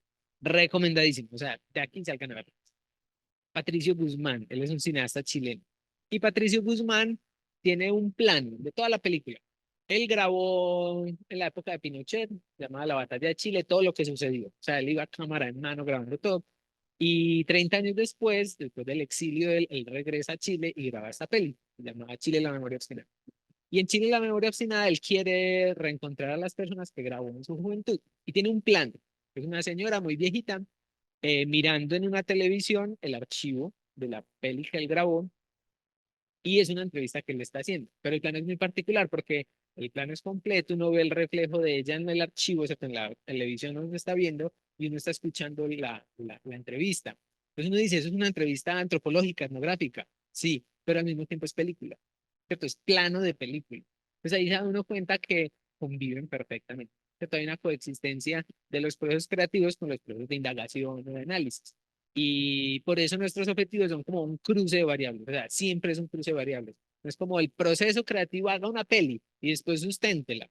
No, es como usted sustente haciendo su peli, ¿sí? Entonces, por ejemplo, en el mapa teórico, digamos mapa teórico, no marco teórico, porque no has visto el nombre. Y bueno, y bueno, la metáfora es distinta, como un poco el libro que veíamos, ¿cierto? La metáfora del mapa teórico es eso, ir encontrando esos continentes, así, esos archipiélagos de discusiones teóricas. Pero es muy clave, ¿cierto? Es como, bueno, si usted crea una cosa y no hay teoría, y nosotros decimos todo lo contrario. En el proceso creativo hay mucha teoría, solo que no está escrita y redactada. Y que el trabajo del estudiante es justamente coger la teoría y las discusiones teóricas y ponerlas en relación a la creación. Entonces, por eso nuestros proyectos, literalmente los objetivos de voy a crear un guión, voy a hacer una serie de fotos, voy a hacer un libro o algo. Entendemos que, y no solo pasa en la creación, eso es bien simpático. Piensen en la mayoría de todos los proyectos de investigación que uno hace. Cuando los objetivos se quedaron iguales del día uno al día de cierre, ¿no? ¿Ah? Eso cambia, eso se mueve, uno no pudo ir allí, no pudo ir aquí, esto se cayó, esto sí funcionó, y es lo mismo sucede con la creación. Yo digo, voy a hacer una peli, yo hago un guión, yo hago una aproximación con personajes, yo hago un ensayo, hago simulacros de trabajo con actores y toda la cosa, y eso cambia. Entonces, al igual que cambia la investigación, cambia la creación. Y no por eso es como que no se puede decir, todo lo contrario, porque nosotros hacemos mucho énfasis en las bitácoras cómo sistematizar el proceso creativo. Y al entender que el dato creativo es igual que el dato temático, entonces estamos en el mismo universo de la investigación académica. Y por eso no nos peleamos con el formato, porque el formato es una expresión más del proyecto. El formato es una guía, el formato es un procedimiento, el formato es una herramienta que me permite muchas cosas. Por ejemplo, cuando uno habla de documental, uno en la teoría del cine documental, pues hay miles de aproximaciones a qué es eso. Igual que cuando uno habla de lenguaje, por ejemplo, el lenguaje cinematográfico. Es exactamente las mismas teorías que hay para las expresiones orales del lenguaje y las expresiones escritas están para el cine, ¿cierto? Hay teoría del cine. Y uno dice, es que eso no es extraño, ¿cierto? Eso no es como que soy yo en mi subjetividad única que cree las cosas así como de la nada, no. Hay gente que ya lo ha hecho también y ha teorizado al respecto. Entonces, como pelea con el formato, no. Y eso nos da también a la evaluación, porque ¿cómo evalúa uno una investigación? ¿Cierto? Como los resultados de investigación. Uno coge los objetivos y dice, ah, bueno, usted quería hacer un guión, muestre su guión. Ah, bueno, usted quería hacer un trabajo de campo, muestre su trabajo de campo. Usted quería hacer una peli, se quería llegar al final de la peli, a ver la peli. Y evidentemente hay un asunto quizás subjetivo, la evaluación de las cualidades estéticas de una pieza, sí, obvio, pero también en la investigación. Eh, yo he encontrado unos profes que yo soy profe, venga, yo le doy un calvazo, por favor, porque es que, ¿qué es ese concepto, por Dios, de un proyecto de investigación, ¿cierto? Entonces, tampoco la investigación se escapa a la subjetividad, ¿cierto? Y al criterio, a veces muy personal, de un evaluador. Si hay rúbricas que son el proyecto, son 5 piezas, los evaluadores las ven, las analizan, las exploran y generan su concepto que no sean conceptos científicos definitivamente, porque creo que sí tenemos que diferenciar la investigación científica de la investigación académica, porque en la academia no solo se hace ciencia, se hacen otras cosas. También se hace arte, pero no exclusivamente arte, se hacen otras expresiones del conocimiento y en ese sentido no nos peleamos con eso. Entendemos que hay formas pues, como, y criterios muy distintos de evaluación. Eh, y la pelea con el formato la tuvimos hace muchos años hasta que nos dimos cuenta que no tiene ningún sentido. El formato, el diseño, el protocolo de investigación es una herramienta. Así como yo hago un guión para hacer una peli normal o un storyboard para hacer una animación o una cantidad de textos que uno hace previos a los rodajes y las cosas, hago un protocolo, que es un plan de trabajo, que es una herramienta de trabajo. Entonces, en ese sentido, sí, como que enfatizamos mucho en no hay una pelea con el formato, porque el formato tiene su función, ¿cierto? El texto escrito tiene su función, que no puede ser reemplazada por una foto. Y al igual que la foto no puede ser reemplazada por el texto. Entonces, por eso nos interesa mucho que haya una diversidad en la expresión de los proyectos. Hay una frasecita para terminar que me gusta mucho y la digo todos los días en la clase a ver si me copian. Y es que el fin último de nuestros proyectos, además de graduarnos y todas las cosas, ¿cierto? Como los asuntos operativos, es construir conocimiento a través de una expresión multimedia. Entonces, como la búsqueda principal, entender que nuestro proyecto necesariamente es multimedia y que tiene como todas las posibilidades expresivas ahí, pero que sí hay una búsqueda reflexiva, argumentada, eh, desde el pensamiento y desde la academia para abordar los procesos creativos. Entonces, en ese asunto, como formato y evaluación no son nuestros grandes enemigos. Bueno, no. Muy interesante todo lo que nos cuenta Nicolás, ¿cierto? Nicolás, yo tengo una memoria para los nombres. Bueno, a ver, yo pienso que un poco eh, recogiendo algunas de las cosas que Nancy nos pregunta y lo que tú nos cuentas, eh, yo creo que algo que queda en evidencia y es que esos procesos son totalmente singulares. Es decir, que tanto el estudiante en su propio proyecto es singular como cómo va prosperando en cada escenario, pues una apuesta así. Y pienso que, digamos que un aprendizaje grande de lo que nos has contado tú hoy, para los que quieran entrar al RIN a hacer algo así, es que tiene que haber comunidad. O sea, yo, por ejemplo, siempre he insistido mucho con mis estudiantes, ellos lo saben porque desde el primer día yo siempre digo esto. O sea, uno de los grandes propósitos de este curso, de esta clase, de todo este proceso es generar sensibilidad en la comunidad, ¿cierto? Es sensibilizar a la comunidad, familiarizar a la comunidad con estos lenguajes. Y parece absurdo tener que hacerlo, pero hay que hacerlo.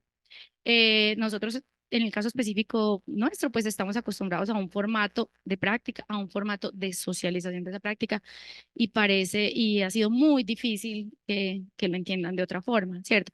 Por ejemplo, nuestros procesos de socialización no han podido ser en ningún momento de estos 5 años como me parece que deberían ser para los productos finales, ¿cierto? Si son libros, pues más acordes al formato de la editorial, ¿cierto? Eso de una presentación editorial, si son cosas multimediales o que implique un medio performance, cosas así. No, es una socialización como pues objetivos, todo, ¿cierto? Entonces, pero digamos que de todo lo que estamos conversando hoy conocemos, pues el caso de ustedes es el que más ha generado también como una comunidad, ¿cierto? Tienen muchos estudiantes, ustedes han dado esas peleas, han dado esas discusiones y han hecho grandes conquistas. Entonces yo pienso que en parte tiene que crearse eso, tiene que ser algo de comunidad, porque si no, uno sí está en eso. Mira que todos hemos usado ese lenguaje bélico, nos ha tocado pelear, nos ha tocado discutir, nos ha tocado, y va a seguir siendo así. Por otro lado, porque el orden que se espera de un proceso de investigación académica y de los formatos finales en que se presenta, pues ahí yo pienso, pues como Nancy, que pues no es en el orden en que normalmente puede hacer uno un trabajo de grado normal. Por decir algo, yo también a mis estudiantes les digo, yo siempre los felicito porque me parecen muy valientes, ¿cierto? Es muy diferente hacer un producto de creación donde todo me pasa a mí solo y a mí mismo, con que hoy ya no me gustó el dibujo, ya no me gusta la historia, ya no quiero hacerlo por aquí, que a seguir el modelo del profesor, objetivos, y ya, y lo entrego al final, ¿cierto? Es una apuesta muy valiente entrar como en ese caos que implica crear y donde yo soy mi propio crítico, mi propio asesor, porque uno también, o sea, mis estudiantes han tenido que aprender un montón de cosas que no les enseñamos en el pregrado que jamás les hemos enseñado para hacer lo que hacen. Cosas digitales, han aprendido a hacer páginas web, videos, editar, ilustrar, de todo, solo en un año. Para mí ese proceso ya es supremamente valioso. Por eso en la evaluación me parece que todos merecen 5, porque es como, pues, wow, hicieron todo eso en este año y en 4 años, pues, no habían hecho nada de eso. Entonces, pero entonces yo pienso que el asunto con la pregunta es importante también es porque, a ver, de alguna manera, eh, la pregunta todo el tiempo se actualiza. El asunto es creer que aquí las cosas son fijas, ¿cierto? Que es que yo presento y este es el proyecto que debo terminar, como tú decías. O, por ejemplo, otra cosa en la que yo también he dado mis discusiones, a veces un año me ha ido bien, otros no, y así. Es que no, a mí no me, desde el proceso que yo he vivido con los estudiantes, porque ha sido también muy solitario, muy diferente, también como es hacer socializaciones parciales. Me parece que es muy peligroso, es estresante, ¿cierto? Porque hay que entrar en el formato. Porque si no podemos hacer que la socialización sea de otra manera, entonces esa socialización parcial tiene que ser en el formato, en el lenguaje de lo académico, de lo científico, y eso es a veces muy frustrante en el proceso creativo y riesgoso, me parece a mí, de perder el entusiasmo, de perder el rumbo de muchas cosas. Ahora, por ejemplo, en mi caso, que digamos mi proceso ha sido muy solitario, o sea, yo soy la asesora ahorita fue 12 proyectos, por ejemplo, la última corte.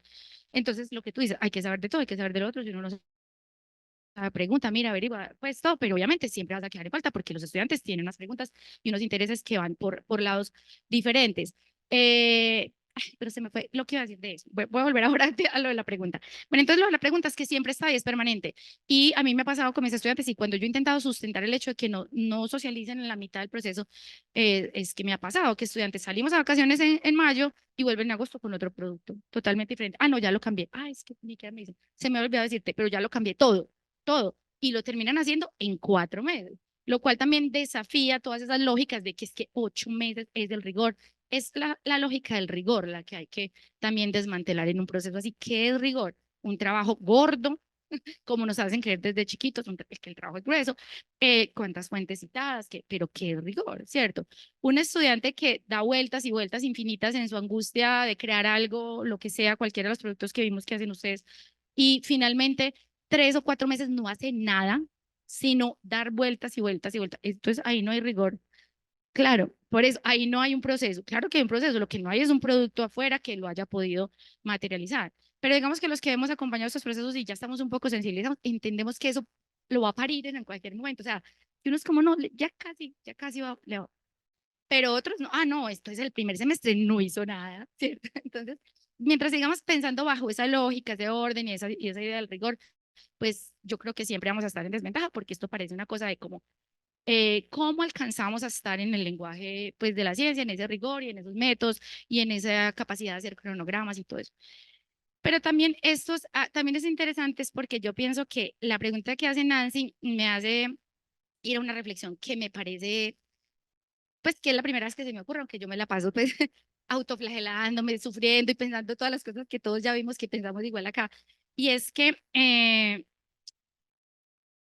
a ver, sería bueno hacer evidente todo el tiempo esta angustia y esta capacidad de no formalizar, o sea, que es como, ay, no, ya, lleguemos al otro lugar en que conquistamos. No, todo el tiempo hay que estar diciendo, esto no va en orden, esto es un caos. A mis estudiantes a veces me toca decirle, si usted no tiene tolerancia al caos, replantee su estancia en esta práctica, porque esto no espere mi orden, ni que si cumplió o no cumplió, me chuleó la tarea o no, ¿cierto? Porque esto es un proceso suyo y el esfuerzo grande que yo hago es ser como sensible a ese proceso, ¿cierto? No forzarlo, no decirle, ay, pero los objetivos eran para ayer.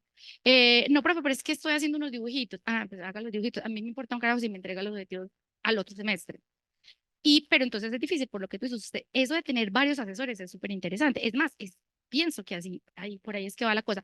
Entonces uno aquí solo es, claro, es como en un campo minado, a este sí le recibo una cosa, al otro no, este no lo voy a presionar, este entró en depresión, este ya lo quiere cambiar todo. Bueno, entonces, pero entonces pienso que hacer todo el tiempo evidente que hay caos, que no se puede ordenar, que no se puede sistematizar así, que sí se pueden hacer como tú nos enseñas, ¿cierto? Pero que no es todo el tiempo, ni al ritmo que es, ni en los formatos que nos piden, ni nada de eso. Entonces, pienso que esa cierta como informalidad y espontaneidad con que fue surgiendo el proceso, ustedes los ha hecho súper fuertes. Totalmente. Y la pandemia les ayudó, todo eso, ¿cierto? Es como estar un poco al margen de todo, como hubo tanta flexibilidad en la pandemia, esto les sirvió mucho a ustedes. Entonces pienso que tiene que ser así, algo que prospera como la hiedra, como dice Michelle, ¿cierto? Como la hiedra, no sabes para dónde iba, pero va saliendo y florece y prospera, porque cuando se trata como decir, bueno, este proceso de creación, ¿cómo lo metemos en lo que ya tenemos, en los formatos que manejamos? Ahí yo pienso que empieza a ser muy forzado y es muy difícil, que es un poco como lo que cuenta Nancy que pasa. Y lo que pasa con la pregunta, entonces, hay una cosa que yo cito siempre mucho en mis clases de escritura académica, que se me olvida el nombre del señor porque últimamente se me olvidan todos los nombres, y yo lo busco mucho porque como lo voy a hablar en clase, busco ver eso qué tan serio es y cómo me encontré yo eso algún día buscando, y lo encuentro siempre, pero siempre encuentro la misma fuente que es como muy informal, que es la frase de un señor que se me olvida el nombre, que se supone que fue el que creó el formato IMRA, ¿cierto? Introducción, método, resultados, etcétera. Eso, ese mismo. Luego diciendo, ojo con ese formato, porque ese formato es horrible. Ese formato se puede convertir en un crimen para la ciencia, porque no expresa la forma en que ocurren los procesos científicos o los de creación, como tú dices, ¿cierto? Pero entonces luego todos creemos, cuando leemos el artículo en orden, que es un formato posterior de sistematización de un proceso, creemos que la ciencia ocurre en ese orden. Y entonces todos los formatos en que terminemos escribiendo los procesos, pues tienen que entenderse que son formatos que sistematizan una experiencia, la ordenan después de que la experiencia ya fue y fue caótica y que obviamente ahí mentimos. Le damos un orden a una cosa que no tuvo ese orden, ¿cierto? Ahora, en ese ejercicio de mentir es muy bonito porque se ficcionaliza, se teoriza, se conceptualiza. De pronto empiezas a entender una teoría de la creatividad y decir, ah, claro, o sea, ya me ocurrió a mí esto que yo leí. Entonces, evidentemente que ese ejercicio es muy valioso, pero entonces a lo que voy digamos, no sería interesante seguir manteniendo el hecho de que esto es un caos y que se necesita el caos, es no, para no caer en esto del formato de que de un momento a otro pensamos, a la ciencia se hace en orden y el proceso de pensamiento y descubrimiento ocurre en orden. No, es muy bueno estar diciendo, no, esto es un desorden horrible y después nos esforzamos mucho para que ustedes disfruten este formato, este proyecto, este producto y demás. Porque si no, pues digo que qué interesante aprender de eso, que ya esa ciencia, ya estamos al nivel de diabólico en que ha llegado la producción científica hoy en día, ¿cierto? La capacidad de hacer cosas en serie que permite ese formato, ¿cierto? Entonces, me parece que es interesante eso, de pensar que esa pregunta siempre está, de que el formato siempre va a ser algo que es posterior al proceso. Corita Kane decía, en esa escuela famosa de diseño, decía, es como, no se puede crear y juzgar al mismo tiempo, ¿cierto? Y los que hemos acompañado su proceso sabemos, ¿cierto? Cuando vemos que el estudiante está atascado, casi siempre es que está creando y juzgando al mismo tiempo. Ese juicio viene después y aparecen estos formatos, recursos, rúbricas, todo, y de hecho puede hacerse mucho como un juego, como me parece como lo están haciendo ustedes, me parece muy interesante. como un juego, como un taller, como algo así.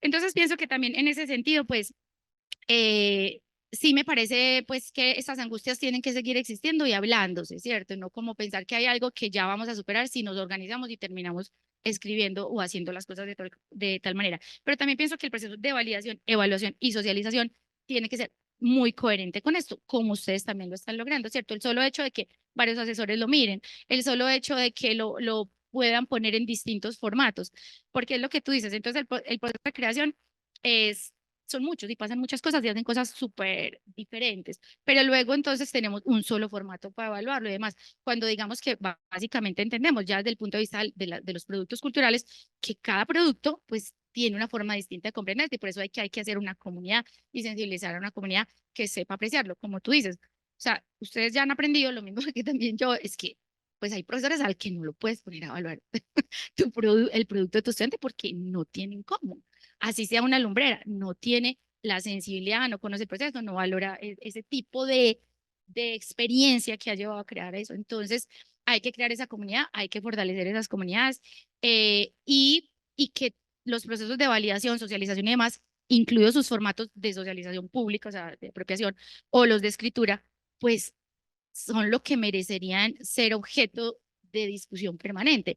Y obviamente que eso no se presta a la estandarización y por eso es tan incómodo para pues para las universidades, porque es que casi que si un día te escriben esto que parece una novela científica, pero el otro día te escriben como un collage, yo no sé qué, pues que parece cinematográfico, pero el otro día te hacen algo, pues cada producto merece una rúbrica distinta, un proceso distinto y demás. Y eso, pues ¿qué comunidades académicas están dispuestos a hacerlo? Pues no sé, pero el caso es que sí me parece que mientras ocurran así y puedan estar un poco al margen de la institucionalidad, o sea, si prosperan como en cierta juguetonería por ahí, hay más chance que tratar de irnos de frente con formatos, con cosas, o validemos esto, tengámosle la modalidad y demás, ¿cierto? Bueno, sería como eso. ¿Qué iba a decir? Ah, bueno, otra cosa que me parece muy importante de toda la experiencia que nos contó el profe es todo lo colectivo y lo colaborativo. Yo también lo insisto mucho con mis estudiantes. Siempre siento que fracaso en eso, pero fracasan ellos, porque yo sigo siempre insistiendo y a veces me hacen caso y a veces no. Y es que yo siempre digo, esto es un proceso colectivo. Si no es colectivo, fracasamos. Y yo tengo que saber qué está haciendo mi compañero, cómo lo está haciendo, escucharlo cada que dice, darle opiniones, criticarlo, decirle, porque hay un gran propósito de volvernos también, o sea, de desarrollar la capacidad de apreciar los productos que se generan en el proceso y apreciar los procesos de investigación y creación. Y es decir, también todo lo que tiene que ver con la creatividad. Entonces, me parece que esa apuesta así colectiva, pues es un gran logro que también tienen ustedes. Y digamos que en mi caso, yo nunca siento pues que haya sido como el exitazo, pero siempre insisto, porque también en estos momentos, pues los estudiantes van como en sus últimos semestres, cada quien tiene que terminar, como que siento que no se involucren tanto con lo del compañero. Sin embargo, siempre los escuchamos, oímos, miramos y todos obviamente que terminan familiarizados, pero pienso que es una cosa así más como taller. Y lo otro que me parece muy interesante de lo que tú dices es el asunto de la creación. A mí me pareció como un logro lo del objeto estético, porque a mí me servía, ¿cierto? Porque es decir, bueno, hay que sacarlos un poco de que todo tiene que ser con una utilidad, ¿cierto? Didáctico, pedagógico y demás. Entonces, solo el objeto estético, pues, es como nuestro caballito de batalla. Entonces, por ejemplo, el objetivo de nosotros siempre es crear un libro, algo de alta calidad estética, crear una página web de alta calidad. Y ellos siempre dicen, profe, yo soy de alta calidad estética. Y donde no me queda alta calidad estética, ¿qué va a decir? No, no importa, pero nuestro propósito es que sea de alta calidad estética. Y siempre es el producto también el objetivo. El objetivo es el producto siempre. Pero entonces me parece muy interesante lo de la creación, porque es que la creación, realmente lo que ocurre en estos procesos es el proceso de creación que emparenta la ciencia y el arte. Y esa distinción es también algo que debe discutirse en estas personas que estamos interesadas en eso. O sea, si vas a crear un invento que transforma el mundo, si vas a crear una obra de arte que conmueve sensibilidades, pues el proceso de creación es el mismo. Entonces, lo del objeto estético, ya después de verte me parece una limitación del anexo 3. Sobre eso, que en audiovisual es muy cercano, muy normal. eh, y es que quizás el problema de buscar un objeto estético como de alta calidad es que en muchas ocasiones no se puede lograr. Hay una película de Terry Gilliam que él iba a ser el Quijote. iba a ser su obra máxima, o sea, El Quijote en cine, ¿cierto? Y Terry Gilliam pues es un cineasta muy particular con unas exploraciones cinematográficas increíbles. Y hay una frase de otro cineasta, Werner Herzog, que dice, todo lo que puede salir mal en un rodaje va a salir mal en un rodaje. Y eso es una suerte de máxima que uno en el audiovisual uno entiende, porque la producción audiovisual es una empresa muy costosa y con un esfuerzo muy grande. Es un equipo de gente haciendo esfuerzos muy grandes como para que las cosas salgan. Y resulta que a Terry Gilliam, eh, los mejores actores. Tenía a Johnny Depp, tenía así como top, o sea, una producción top. O sea, no era un corto universitario, era la producción top con los recursos más grandes del mundo. Y están parqueados ahí, lo están grabando en España, un desierto absoluto. Y dicen, no, normal, todo eso es un desierto, se va a comportar como un desierto. Pero resulta que no. Al otro día cayó un diluvio y una inundación se les llevó todos los equipos. O sea, todos los equipos. A Johnny Depp le dio disentería, los actores no, o sea, todo salió mal. Y la gran película El Quijote no lo pudo ser. Pero o sea, de esa experiencia sale una película que la grabaron mientras, o sea, mientras la inundación se lleva a los equipos, se llama Perdidos en la Mancha. Y Perdidos en la Mancha es una obra maestra, o sea, es una película absolutamente increíble. Pero claro, no es la búsqueda estética que Terry Gilliam quería, ¿cierto? Es como todo lo contrario, es la antiestética de lo que Terry Gilliam quería. Y en ese sentido, nosotros trabajamos con una idea que es los productos mínimos viables. Para nosotros es como la entrega de lo que sería como la pieza. Esto para nosotros serían como nuestros productos mínimos viables o al final del cierre como el producto final viable. ¿Y qué entendemos por eso? Como un producto creativo cuyo estándar lo define la viabilidad. ¿Pudiste llegar hasta allá? Perfecto. Pero no pudiste llegar. Perfecto. Se cayó la inundación y se arrastró con todo. Perfecto. ¿Qué si nos interesa? Que haya un proceso creativo, ¿cierto? Y en esa medida la película de Perdidos en la Mancha es la grabación de un proceso creativo, cómo todo salió mal, cómo todo fue horrible, cómo todo se destruyó. O sea, pero es que es una cosa maravillosa, pero tiene ese gran valor. Para mí esa peli tiene ese gran valor gigante y es que la creación definitivamente a veces, muchas veces, todas las veces, no es como uno espera que sea. Y entonces ahí está el gran aprendizaje. Si yo sistematizo eso y yo lo convierto en una experiencia comunicativa, ¿cierto? Yo le muestro a otra persona qué pasó ahí. Porque claro, una cosa es que Terry Gilliam diga como, se nos dañó todo. Y no dice como, ay, bueno, sí, entonces no la dice, ay, perdón, productores, perdón, se fueron millones de dólares ahí, perdón. Y otra cosa es ver ese proceso, ¿cierto? Entonces, en ese sentido, creo que es bien clave entender que tanto el formato como las piezas, como las bitácoras son ejercicios comunicativos de una experiencia de investigación, ¿cierto? De creación de conocimiento, y que todas tienen su público y sus escenarios. A nosotros siempre nos ha pasado una cosa y es que cuando decimos que somos de comunicación audiovisual, en la mayoría de escenarios académicos nos miran como, ah, muy bien, ¿cierto? Como los light, como los que hacen foticos, como los que...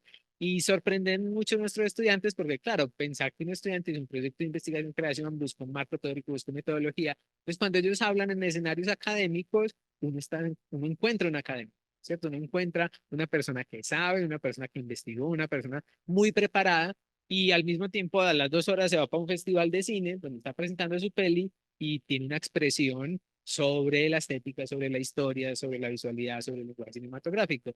Entonces, cuando entendemos eso, es que nos bajamos de la pelea con el formato, porque el formato nos permite cosas que tomar una foto no. Nos permite gestionar un proyecto. Tomar fotos no nos permite gestionar proyectos. Por ejemplo, como nuestros proyectos son tan caros, un proyecto, un cortometraje puede valer 160 millones de pesos. Nosotros nunca tenemos 160 millones de pesos, pero los estudiantes apelan a muchas becas, por ejemplo, de la alcaldía o de la gobernación. Y la alcaldía de la gobernación les dice, ok, necesitamos un plan de rodaje. ¿De dónde sacan eso? Del formato de la metodología, ¿cierto? En la metodología está el plan de rodaje. ¿Qué va a cambiar? Cambia, siempre. Entonces, nuestros proyectos los llamamos hoja de ruta, pero nosotros no evaluamos como usted entregó eso al principio y ya con eso. No. Nosotros entregamos al final la hoja de ruta escrita con todas las reflexiones de los cambios. Tenemos una entrega que es hoja de ruta, que es el texto escrito. Tenemos otra entrega que se llama Bitácora, que es una compilación de información en carpetas digitales, o incluso hay muchos que hacen cuadernitos, o sea, con fotos y collage y todo. Tenemos otra que son las piezas, lo que llamamos los productos mínimos viables o finales viables. Tenemos otra que es la autoevaluación. Nuestros estudiantes siempre les damos como, yo les digo, esto es una carta abierta. Si usted le quiere tirar roja al pregrado, a la facultad, a mí, o sea, lo que usted quiera, eso es una carta abierta, un ejercicio de autoevaluación. Como nosotros no funcionamos en el sistema de notas, entonces intentamos mucho que los estudiantes sean honestos en ese sentido, porque lo que nos interesa es la información para ajustar un nivel, ¿cierto? Como la necesidad. Entonces, a veces le digo, este profesor no me atendió los correos, no me escribió. Y yo, pues sí, o sea, lo recibo yo, pero no como un asunto personal, sino como un asunto de proceso.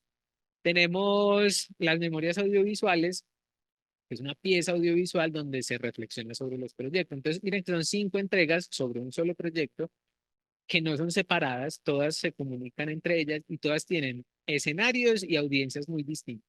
Eso para nosotros es clave. Es muy loco que muchos de nuestros profes vinculados más con una carrera en el cine, no sé qué, y académica, hagan un evento y fueron 100 personas. Y nuestros estudiantes saquen su proyecto en redes sociales y los vean 15.000. O sea, eso es una cosa demencial. Que un proyecto tenga la capacidad comunicativa de generar y llegar a esas audiencias es muy poderoso. Y eso lo genera la diversidad de las piezas, ¿cierto? Es como nosotros no evaluamos todo el proyecto por un formato. El formato tiene su función académica, comunicativa dentro de la academia y sus criterios de evaluación. También tenemos una memoria audiovisual que se comunica en TikTok. ¿Cierto? Y en TikTok no le están evaluando, no le están haciendo ningún asunto de rigor académico porque TikTok no es un escenario para hacer ese tipo de cosas. Entonces también pensemos que los proyectos de investigación y creación tienen la posibilidad de generar audiencias muy distintas. Y eso es clave porque un proyecto así hermoso como este, me pasó a mí cuando estaba haciendo la maestría. Mi evaluador era un filósofo, no había nada de cine. Y mi proyecto era una peli, un documental. Y él era como, sí, pues hay unos temas, ahí yo vi una señora sobre migrantes colombianos y uso de la fotografía, era como, sí, hay unos temas, bien, chuleado. Entonces es muy complejo eso porque le estás poniendo la pieza en la audiencia incorrecta, ¿sí? Entonces cuando piensas en eso, que el proyecto de investigación genera audiencias distintas y tiene funciones distintas, la pelea no es con el formato, porque el formato cumple sus funciones.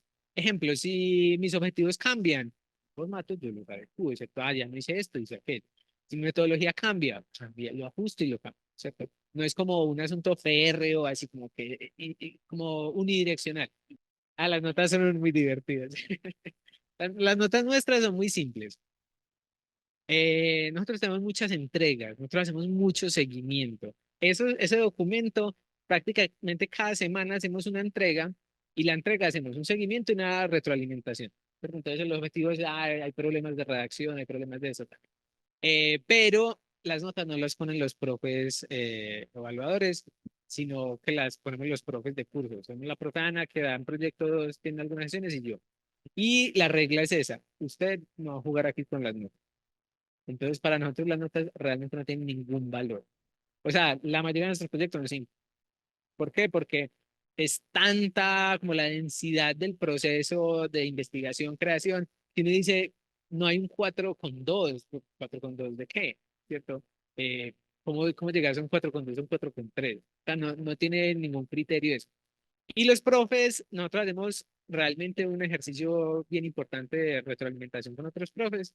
Hacemos lectura de profes laboratoristas de los proyectos, tenemos profes lectores para menciones especiales, ¿cierto? Como se llama mandar a mención especial, hay 2 profes distintos que los leen y normalmente el comité de carrera también tiene como acceso a eso. Entonces, realmente hay mucha gente. Tenemos una profe, María Carmenza, que también hace una lectura como de corrección de estilo y corrección de ese tipo de cosas, pero ninguno genera notas. Ninguno genera notas porque desde el comentarios cualitativos y nosotros somos los que tomamos la decisión de una nota para un sistema, porque ojalá nos podemos quitar el sistema encima, pero hay que cumplirlo, ¿cierto? Y la verdad, el criterio de evaluación es un criterio de seguimiento. O sea, nosotros tenemos una tabla con 20 entregas. Hay uno que entregó todas, perfecto. Hay otro que, por ejemplo, nos ha pasado mucho, muchos estudiantes tienen un pensamiento muy autónomo, pues no van a nada, no entregan nada, nunca, y al final, ¡blum! Una super. Entonces uno dice, eso no es para un 3, ¿por qué? Porque si hay un proceso increíble, hay una cosa maravillosa. Entonces, realmente el juego de las notas no lo jugamos y nos ha generado muchos problemas, pero no lo jugamos, conscientemente no lo jugamos. Se nos fue aquí a nosotros el tiempo embelesados conversando entre nosotros y saca, y ya quedó muy poquito tiempo. ¿Quiénes de pronto tienen alguna pregunta, algún comentario? Sí tocaría que se vinieran un poquito porque para la grabación y para que nos escuchen también las personas que están conectadas por Zoom, sí se requiere pues este micrófono. Este es el micrófono. ¿Quién una pregunta, un comentario? Bueno, tendríamos que venir hasta acá, porfa. Bueno, primero que todo, pues agradecerles por este espacio donde nos reunimos en torno a la premisa de la mano que tiembla, que fue lo que inicialmente pues me llamó la atención para asistir a este conversatorio. Mi nombre es César Augusto Cadavid Valderrama, soy docente de la Secretaría de Educación de Medellín y docente del Politécnico Colombiano Jaime Sasa Cadavid en el área de investigación en la Facultad de Educación Física. Bueno, como primero, pues contarles que en el Poli también tenemos una experiencia un poco similar, donde estamos empezando a transitar hacia el proceso pues de investigación, creación, en este momento con unas investigaciones que tienen que ver con las manifestaciones corporales de animalidad en las danzas afrochocoanas, donde la premisa tiene que ver con la suspensión de la animalidad por parte del ser humano en relación con lo mencionado por Castro Gómez alrededor pues como de lo que tiene que ver con el proyecto de la modernidad.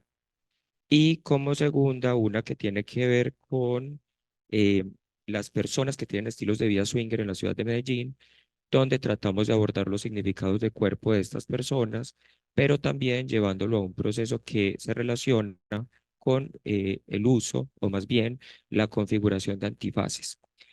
Como verán, pues todo esto guarda estrecha relación con cuerpo. Ahora bien, lo que quiero mencionar y preguntar es lo siguiente. Lo escribí porque se me va a olvidar. En el conversatorio que se ha desarrollado, encuentro que la investigación, creación, desde pues, los dos grupos que conversaron principalmente, o que fueron presentados pues principalmente, se han orientado a la definición que hace el anexo 3 de MinCiencias alrededor de la investigación-creación. Sin embargo, al inicio, pues se hizo la apertura con la cita de Agamben y este plantea alrededor de la creación la suspensión del acto, de acuerdo con la idea de resistencia de Deleuze.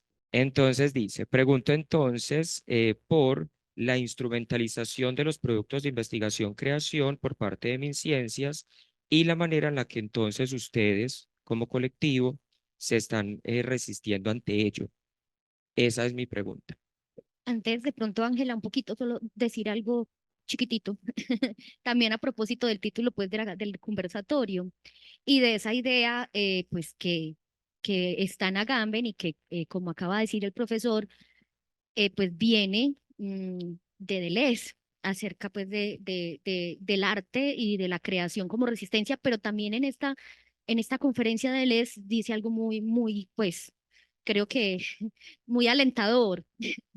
Y es que, bueno, que en el campo académico, intelectual, pues también se crea, ¿cierto? El filósofo crea conceptos, el matemático crea funciones. Bueno, en esta charla dice pues varias cosas de este tipo. Y que hay también producción estética, incluso en la tesis escrita de la manera más convencional, ahí hay una estética también expandida hacia allí.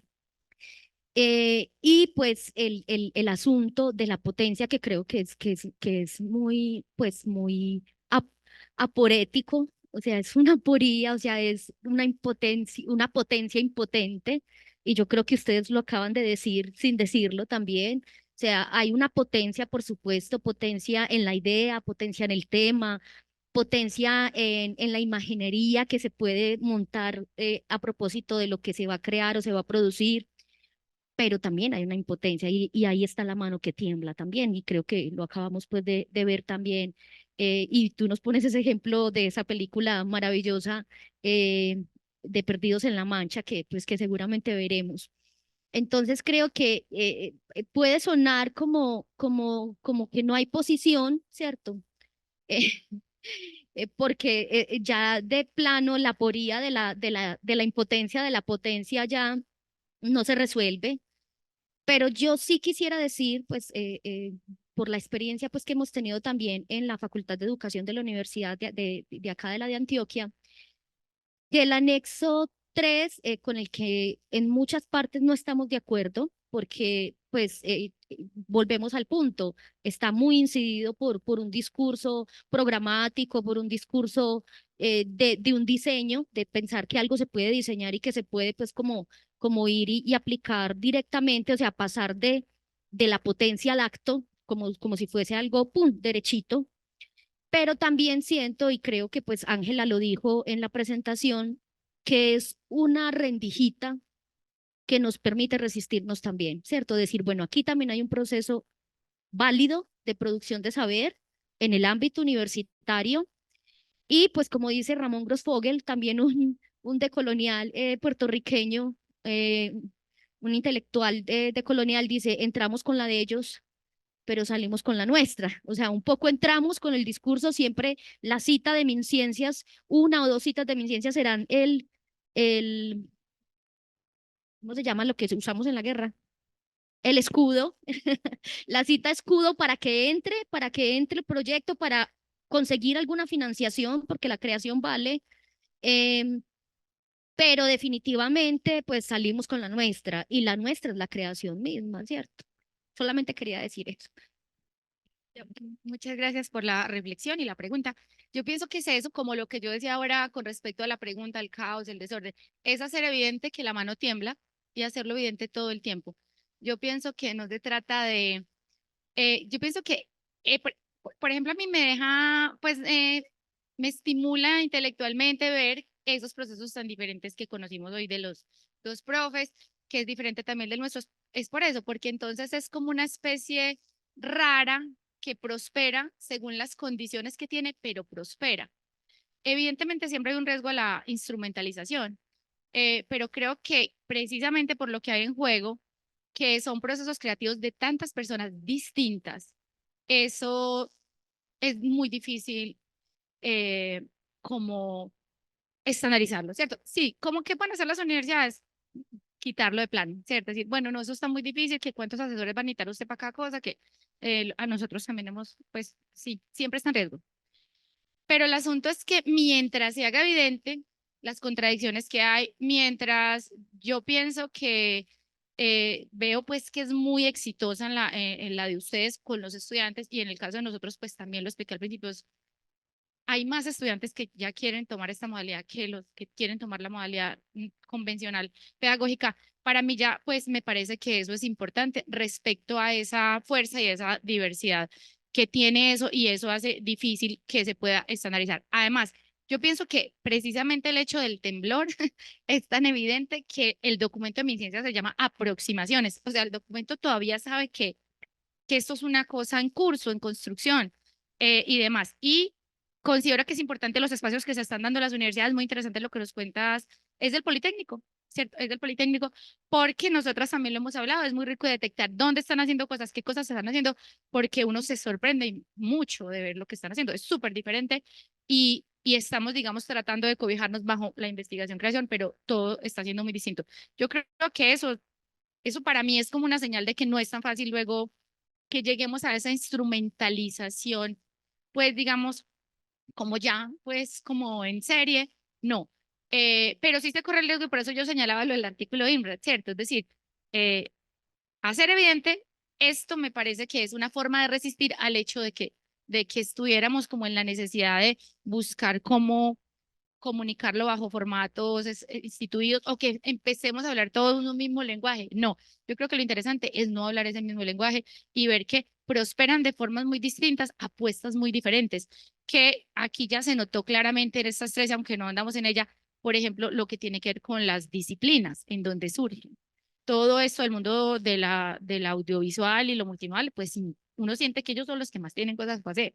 Entonces, es algo muy interesante, pero también está lo de las narrativas desde la investigación, está todo el mundo de la literatura infantil y juvenil en las apuestas que nosotros tenemos. Entonces pienso que sí hay riesgo, pero también hay cómo resistir. Bueno, yo desde la desfachatez mía, yo no conozco el anexo 13 de ciencias. No, no lo he estudiado, no. Hasta hace un tiempo estaba explorando la definición de investigación de creación del ministerio y me aburrió tanto que, o sea, ni la volví a explorar. Creo que hay muy buena teoría, muy buena bibliografía, incluso hay un texto que a mí me parece maravilloso, se llama Un estado del arte sobre la investigación y creación, de, ¿cómo se llama? Yo no sé quién Alba, se me olvidó el nombre. Uno de los apellidos de los autores es Alba, Gabriel Alba, algo así. Se llama Un estado del arte de la investigación y creación. Ay, bueno, para no polemizar con el profe Alba, listo, es un muy buen texto, es realmente un muy buen texto que recoge como las grandes discusiones de la investigación y creación. Sin embargo, sí hemos tenido una reflexión como sobre la estandarización del formato y nos hemos dado cuenta que aunque hablemos en los términos académicos de objetivos, de planteamientos, de preguntas de investigación, creación, de metodologías y de conceptos, lo hemos adecuado mucho como a nuestras necesidades. Nosotros siempre partimos como de la definición de cada una de esas cosas por su función. Como, ¿para qué sirven unos objetivos? Ah, pues para muchas cosas, pero principalmente para saber qué quiero hacer. Y ya, como responda a la pregunta, ¿qué quiere hacer? Con sus objetivos. Ah, ¿para qué sirve una metodología? Para saber cómo quiero hacer mi proyecto. Entonces es también como apropiarse de las herramientas, porque muy al principio sí encontramos muchos de de nuestros estudiantes tenían pelea con el formato. Es como, pero yo y la teoría y la metodología, eso no sirve para nada, que no sé qué. Les empezábamos a explicar que eso tiene función, o sea, eso sirve para algo dentro de la investigación científica hacer unos objetivos sirve para algo, pero tiene su función, pero no es una función a la que le asignemos como todas las otras funciones de los proyectos. Entonces, la idea con eso, y lo hemos discutido mucho como internamente, es que también los formatos se apropian, ¿cierto? Y que se construyen desde las realidades y de la comprensión como del público, ¿no? En los estudiantes de CAM no son unos estudiantes muy filósofos, ¿cierto? No son personas como que profundicen demasiado en la exploración filosófica del mundo, ni científica, tampoco son muy del orden como de la exploración de la ciencia o de la divulgación de la ciencia, son definitivamente personas como con un perfil más creativo. Pero es bien clave cuando entienden para qué sirve un concepto, ¿cierto? Yo para qué busco una teoría, para qué busco un concepto, en la medida en que, por ejemplo, me permite profundizar en mi léxico, expresar con mayor detalle lo que quiero hacer, entender a mayor profundidad lo que estoy haciendo. Y es muy gratificante verlos en escenarios académicos muy formalizados, hablar con toda la tranquilidad del mundo de sus proyectos, de sus reflexiones. Y después, como les decía, irse a otro contexto muy distinto y hablar tranquilamente, pues como en otros términos. Entonces, en ese sentido, yo sí creo que es bien clave tener la propiedad, ¿cierto? De transformar esos sentidos de los formatos que, que también negarlos creo que es problemático, ¿cierto? Porque al fin y al cabo, eso lo hablamos mucho, todo proceso de investigación-creación, en la medida que genera conocimiento, ese conocimiento solo existe si se comunica, ¿cierto? Si encuentra una interlocución. Y entonces si yo corto la interlocución con la academia, ¿cierto? Con el ámbito académico, quizás le estoy haciendo más que un favor a la academia, un desfavor a mí mismo, ¿cierto? Es como que cerrarme a un escenario importantísimo que es la academia con todos sus problemas, que los vivimos todos los días, no tiene ningún sentido, ¿cierto? Y más cuando podemos migrar muy tranquilamente entre todas estas como construcciones del sentido. Entonces, en la medida en que son actos comunicativos, tan válido TikTok como una conferencia en el AFACOM, ¿cierto? Es como, no le veo por qué haya como la necesidad de cerrar o bloquear esas posibilidades, pero definitivamente es una apropiación muy construida, muy de proceso y de encontrar las propias definiciones.